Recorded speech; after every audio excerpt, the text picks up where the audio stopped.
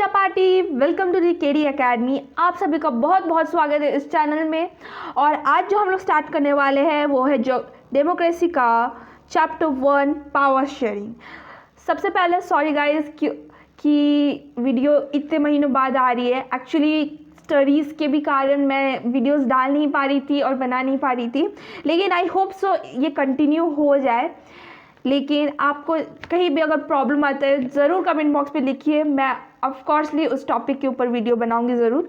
सब अब मैंने कहा भी था पहले वीडियोस में कि हम लोग मैथ्स अब स्टार्ट करेंगे, लेकिन आई थॉट कि पहले ज्योग्राफी एंड जो ज्योग्राफी और डेमोक्रेसी चैप्टर्स है वो थोड़े से कंप्लीट हो जाए, then we will start the maths. लेकिन आपको लगता है कि मैथ्स पहले स्टार्ट हो जाना चाहिए तो आप कमेंट बॉक्स पे जरूर लिखिएगा। सो पावर शेयरिंग, सबसे पहली बात आपको पता है पावर शेयरिंग की मीनिंग क्या होती है। पावर मीन्स ताकत और शेयरिंग मीन्स हम लोग जैसे टिफ़िन बॉक्स में टिफ़िन शेयर करते हैं ना स्कूल्स में, वही। तो पावर शेयरिंग का यहाँ पर रोल क्या है कंट्री में क्या पावर शेयर होती है। बहुत सारे ख्याल आ रहे होंगे ना अभी माइंड में। देखिए, power sharing it's a very easy topic और ये जल्दी कंप्लीट होने वाले टॉपिक है। जब भी हम लोग कंट्री की बात करते हैं तब वहाँ पर सबसे पहला बात गवर्नमेंट, रूल्स, रेगुलेशंस सब माइंड में आता है, राइट। तो गवर्नमेंट पूरी ताकत नहीं लेती, वो क्या करती है अपनी पावर्स को छोटे छोटे पार्ट्स में डिवाइड करती है कि वो पूरा काम ये नहीं संभालते। ये इनको थोड़ा सा पावर दे दिए, इनको थोड़ा सा पावर दे दिया, फिर इनको थोड़ा सा पावर दे दिया, ऐसे करके अपने पावर्स को डिस्ट्रीब्यूट करते हैं। पहले के ज़माने में जब मोनार्की रहते थे, किंग्स क्वींस, तो उनके पास उनके पास सारे ताकत रहते थे। लेकिन डेमोक्रेसी के आने के बाद पावर्स को शेयर करना स्टार्ट किया गया और अभी हम लोग डेमोक्रेसी में जी रहे हैं। सो ये चैप्टर अब हम लोग स्टार्ट करते हैं। तो सबसे पहला पॉइंट है बेल्जियम एंड श्रीलंका के ऊपर। ये दो कंट्रीज़ है जिनके बारे में एक शॉर्ट स्टोरी बताई गई है।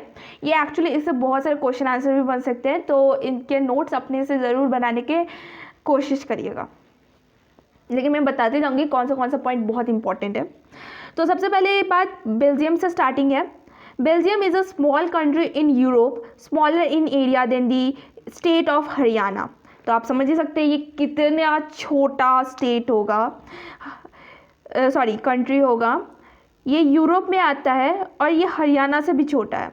It has boundaries with France, the Netherland, Germany and Luxembourg. ये किससे घिरा हुआ है? Netherland, Germany and Luxembourg. It has a population of a little over 1 crore. मतलब आप समझ ही सकते कितना छोटा पॉपुलेशन है, about half the population of Haryana. अब यहाँ से मेन पॉइंट स्टार्ट हो रहे हैं।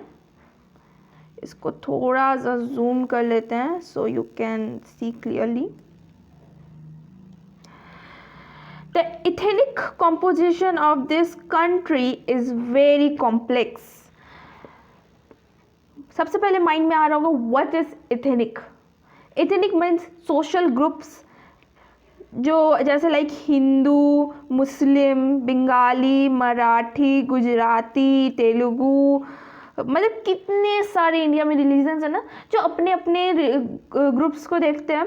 तो इसी को हम लोग बोलते हैं अपने अपने सोशल ग्रुप्स, अपने अपने रिलीजन्स। तो यहाँ पर डेफिनेशन भी दिया हुआ है, you can read from there also.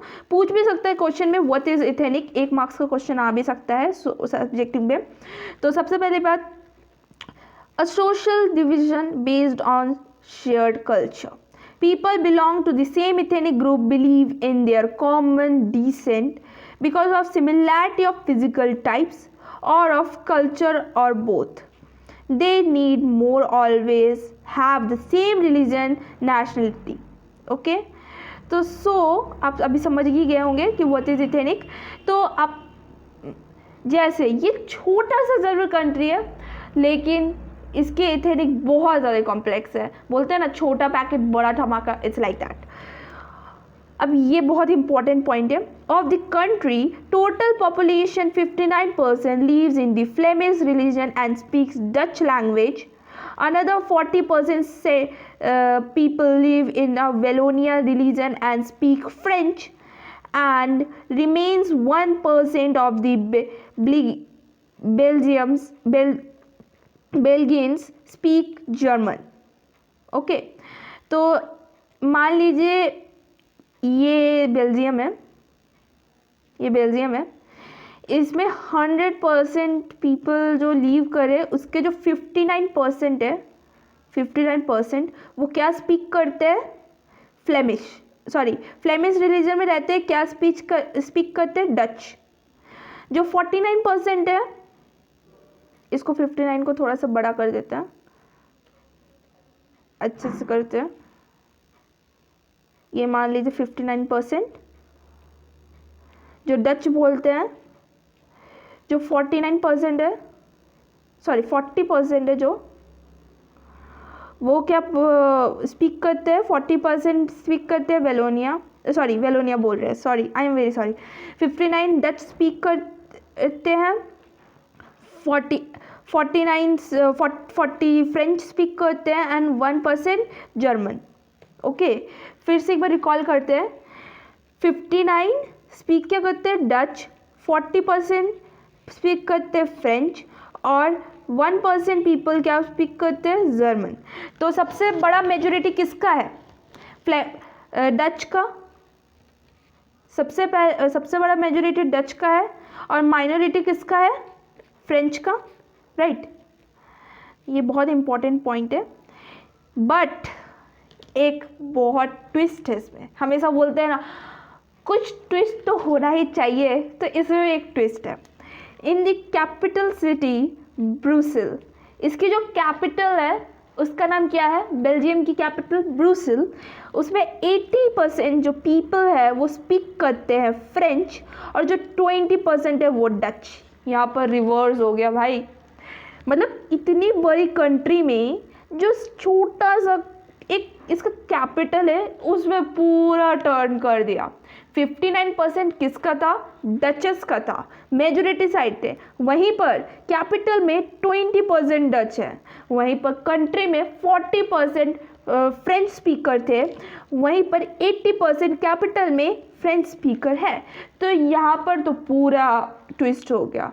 तो यही केस हो जा रहा है कि इसके कारण लड़ाइयाँ भी हो सकती थी।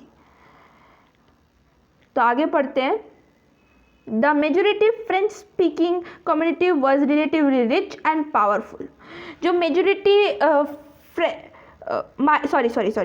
The minority French speaking community, जो छोटा परसेंट के लोग जो थे कंट्री में, वो रिच थे और पावरफुल थे। This is resented by the Dutch speaking community who got the benefit of economic development and education much later। इसका मतलब यही हुआ कि जो माइनॉरिटी, जो कंट्री में जो माइनॉरिटी फ्रेंच स्पीकिंग कम्युनिटी थे वो रिच और पावरफुल थे, वहीं पर डच स्पीकिंग कम्युनिटी को जो इकोनॉमिक डेवलपमेंट और एडुकेशन जो मिला वो बहुत सालों बाद मिला उन्हें, बहुत लेट हो। This lead to tension between the Dutch speaking and French speaking community during the 1950s and 1960s। तो ये टेंशन कैसे क्रिएट कर सकता है? ये दो रिलीजन है, और देखिए बहुत सारे पॉइंट्स निकल गए हैं इनके बीच में वॉर करने के लिए। मतलब एक टेंशन क्रिएट हो सकता है कि इनके बीच में झगड़ा हो सकता है। एक तो कंट्री में मेजोरिटी पावर किसकी है? डचेस की, और माइनॉरिटी फ्रेंच की। वहीं पर कैपिटल में ये रिवर्स हो जाता है, जो फ्रेंच जो माइनॉरिटीज़ में थे वो कैपिटल में मेजोरिटी में आ जाते हैं, और जो डचेस मेजोरिटी में कंट्री में थे वो माइनॉरिटी में हो जाते कैपिटल में। थोड़ा सा इसको रिकॉल करिएगा कि कौन सा स्पीकर कहाँ पर माइनॉरिटी और मेजोरिटी में आता है, वो धीरे धीरे हो जाएगा, कंफ्यूजन की बात नहीं है। वहीं पर जो पावर और मनी थे, इकोनॉमिक पावर जिसके पास था वो किसके पास था, क्या बोलते हैं, फ्रेंच के पास था। वहीं पर डचेस को एजुकेशन और इकोनॉमिक ग्रोथ कब मिला, बहुत सालों बाद। तो इससे एक टेंशन क्रिएट हो गया इन दोनों रिलीजन के बीच में 1950 और 1960s के बीच।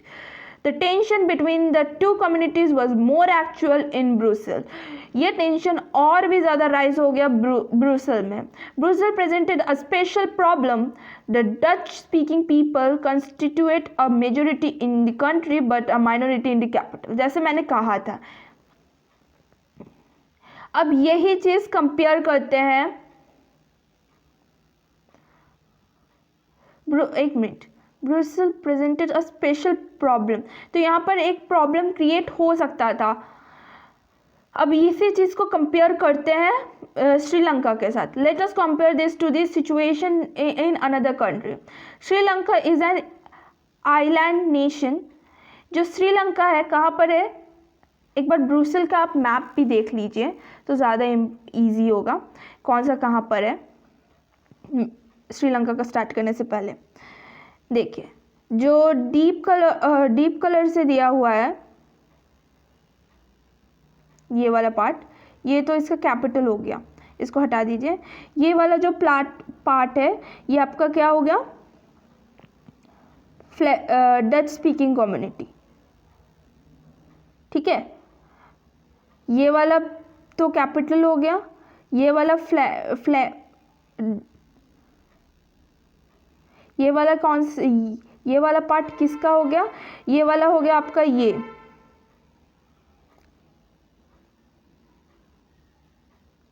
आपका कैपिटल, ये आपका डच स्पीकिंग, ये आपका फ्रेंच स्पीकर्स के लिए हो गया ये जगह, और ये जो छोटा सा पार्ट है 1% ये जर्मन स्पीकर के लिए हो गया। तो ये आप देख सकते हैं। तो अब हम लोग श्रीलंका के जाते हैं। तो श्रीलंका आपको पता है इंडिया के साउथर्न पार्ट में है, स्थित है, आइलैंड है एक तो छोटा सा। Let us compare this to the situation of another country. Sri is an island nation just a few kilometers off to the southern coast of Tamil Nadu. It has about 2 crore people. यहाँ पर 2 करोड़ की जनता रहती है, about the same as in Haryana. जैसे जितने हरियाणा में है उतने श्रीलंका में भी है। Like about nation in the South Asia region, Sri Lanka has a diverse population. The major social group in are the Sinhala speaker. वहाँ पर क्या था, क्या बोलते हैं, बेल्जियम में सबसे ज़्यादा स्पीकर्स कौन थे कंट्री में, कैपिटल के नहीं, कंट्री के कौन थे, यस, डच स्पीकर्स। तो यहाँ वैसे ही यहाँ पर सिंहालाज है मेजोरिटी पावर में 74% के साथ, और तमिल स्पीकर्स कितने थे, 18%। ओके अब तमिल स्पीकर्स को भी ना 2 पार्ट में एक्चुअली डिवाइड किया गया है। अमॉन्ग तमिल देयर आर 2 सब groups, Tamil national in the country. देखते हैं,